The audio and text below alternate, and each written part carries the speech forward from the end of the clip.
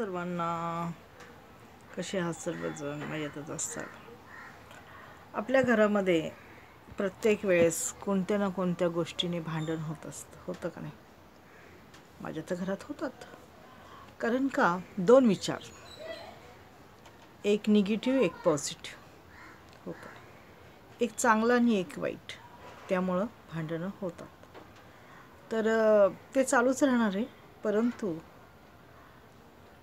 जर समोरची व्यक्ती आपल्याला घाण बोलतीये, तिची भाषा घाण आहे, तिचे विचार घाण आहेत, तर आपण त्याला उत्तर देत बसायचं का? आणि आपण तसंच व्हायचं का? तर नाही. आपण मौन बाळगायचं, शांत राहायचं.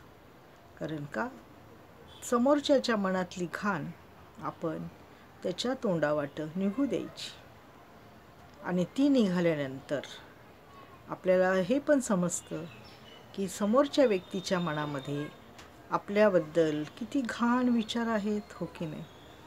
आणि त्याची आपल्याबद्दलची काय भावना आहे, त्याचे काय विचार आहेत, त्याचे म्हणजे तो जगण्याच्या आपल्या संगती व्यवहार ठेवण्याच्या लायकीचा आहे किंवा नाही, आणि त्याच्या संगती आपण संबंध ठेवण्याच्या लायकीचा आहे का नाही, ह्याचा तुम्ही विचार करा. आता तुम्ही म्हणताल की तुम्ही एवढं का बोलायला लागलात? तर हा माझा अनुभव आहे. अनुभवाशिवाय मी कधीच काही बोलत नसते. कारण का आज इतकी वर्ष मी माझ्या जीवनामध्ये अनुभव घेत आलेली, चांगला आणि वाईट. तर आपण नेहमी मौन बाळगायचं, हो की नाही? आणि स्टॉप व्हायचं. म्हणजे आपण एक कुठंतरी थांबायचं, मागं सरकायचं म्हणजे शब्दाने मागं सरकायचं. आपल्याला त्यावेळेस भयंकर राग येतो समोरच्या व्यक्तीच्या बोलण्याचा, हो ना? असं वाटतं की ह्याच्या दोन मुस्कटात द्यावा, नाही का? किंवा ह्याला उलटं बोलावं. परंतु नाही. कारण का तेच तर आपलं हे आहे, आपली एनर्जी आहे, आपली पॉझिटिव्ह आपल्यामध्ये जे असणारं आहे ना, सकारात्मकता, ती आपल्याला दाखवायची आहे की नाही, आमचे विचार चांगले आहेत आणि ते विचार आम्हाला कुठंतरी थांबवतात, हो की नाही? बघा तुम्ही पण करून.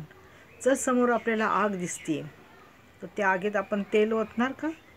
तर तेल ओतलं, रॉकेल ओतलं तर ती आग आणखीन भडकेल आणि ती आपल्याच अंगावर येईल, हो की नाही? जर आपण पाणी ओतण्याचा प्रयत्न केला तर आग विझून जाईल. म्हणून आपण पाणी बनलेलं बरं असतं, हो की नाही? धन्यवाद.